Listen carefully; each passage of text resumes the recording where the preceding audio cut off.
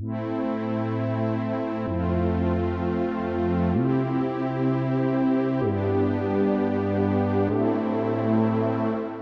美国媒体防务快报网站报道，在美国海军2022财年的造舰计划中，暗藏着对两栖战舰及制造这些战舰的工业基础造成重大破坏。美国海军将建造新的轻型两栖舰艇，但需要做出权衡取舍，因为这样将使大型两栖战舰的数量减少，而轻型两栖战舰的建造数量将会增加。几十年来，美军对两栖舰艇的需求一直稳定在38艘，型号包括拥有大型飞行甲板的两栖攻击舰，可搭载直升机、货物、部队和登陆艇的两栖运输舰，以及船坞登陆舰，而这些军舰都很大，排水量在25000吨到41000吨之间。2019年7月，新上任的美国海军陆战队司令伯杰将军制定了他的规划，将海军陆战队的重点任务转向在西太平洋以小规模部队和远程火力支援进行夺岛作战，而大型两栖战舰易受攻击且数量很少，不符合伯杰将军的新规划，而海军陆战队将不再需要投送2个陆战队远征旅，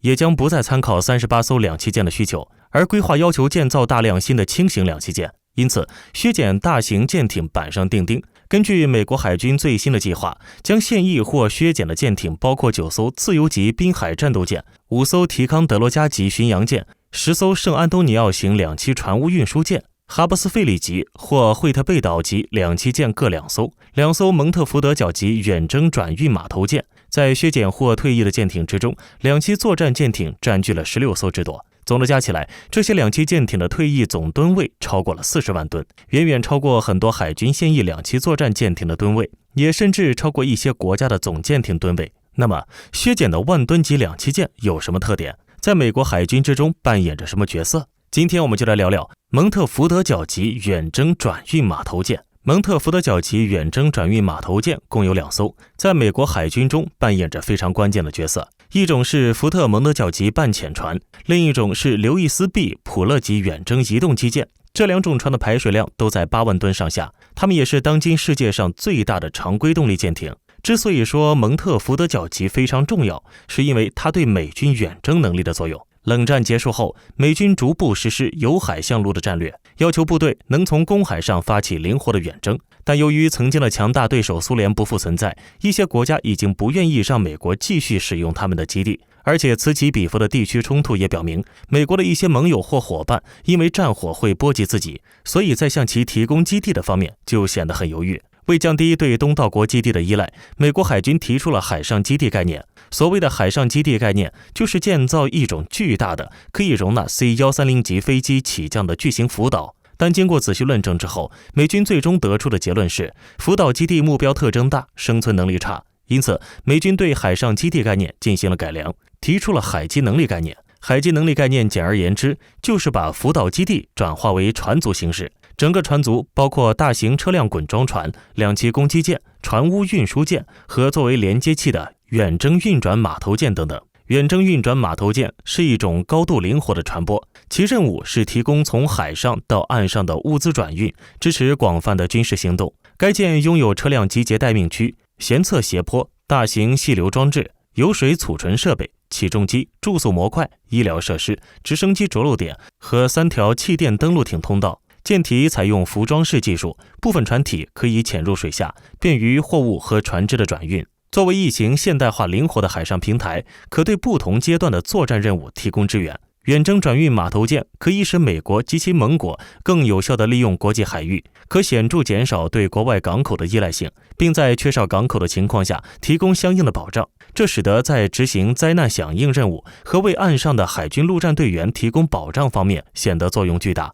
一些小规模军事行动也可以从海上直接发起。该舰可以在30天内从本土出发，到达任意指定的海域执行任务，可以15节的航速在海上连续航行40多天。舰上储备的补给物资足够满足它在战区不停机动1个月。蒙特福德角级远征转运码头舰的整体外观其实就是从民用的半潜船修改而来的。舰体中间的甲板建造较为宽阔，两舷极低，这里主要是用作存放从物资运输舰上运来的物资，但除了堆放物资之外，这片区域还有3个泊位，供气垫登陆艇与两栖战车停放和离开。在进行转运作业时，这3个泊位的区域将会下潜使海水进入，从而方便气垫登陆艇进出。但存放物资的区域则因为更高一些，所以并不会被海水侵没。在物资转运完毕进入航行状态时，该舰将会上浮以排干海水。刘易斯 ·B 普勒级远征浮动基地舰虽然是蒙特福德角级的能力提升版，但这提升比较大，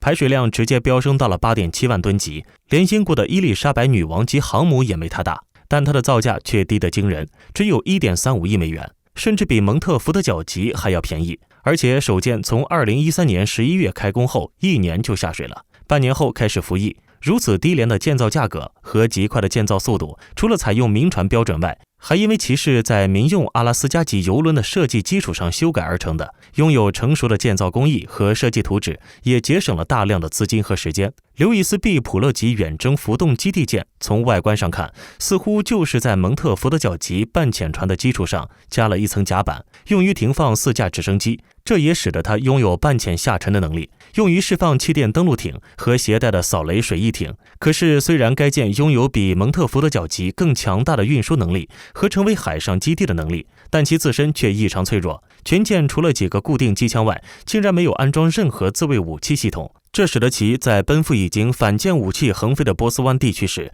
庞大而缓慢的船体将成为伊朗军队各种导弹最好的靶子。2019年8月26日，美国海军发布信息，称将划拨16亿美元资金用于建造3艘刘易斯 ·B 普勒级远征移动基地舰。这种舰艇虽然不具备2栖攻击舰的船坞，无法投送气垫登陆艇，但在航空保障能力方面却非常之强悍，足以供 MH53 和 MV22 级的飞机起降。它能同时起降至少4架 MH53 直升机，这些直升机一个波次就能够投送连级规模的部队。两种舰艇通过亲力配合，可以实现陆战队和装备由舰向岸的投送，一定程度上能够作为2栖戒备群的补充。不过，他们最主要的任务是在大洋上提供兵力投送保障，实现车辆滚装船同海军前线交通转运船只的对接。有趣的是，此次美国海军并没有爆出削减刘易斯 ·B 普勒级的计划。虽然万吨级2栖舰的规模大幅度缩小，但似乎美国海军希望遗留下来的舰艇能够承担更多的任务。与此同时，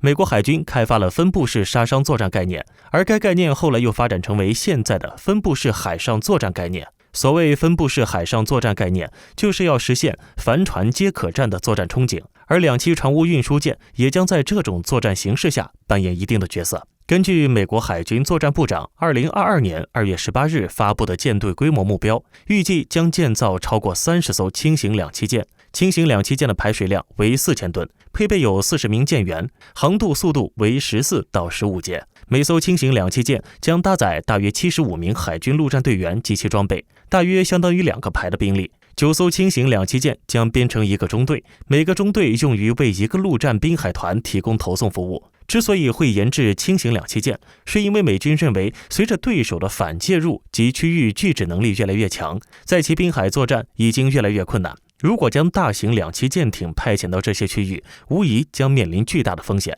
像圣安东尼奥级这样的大型2栖舰艇，如果要投送 LCAC 气垫登陆艇，将势必会进入对手的击杀区，成为各种导弹的靶子。本期的视频就到这里了，请持续关注我们，既可以收看最新视频，又能浏览往期的精彩。欢迎在评论区留言，我们下期再见。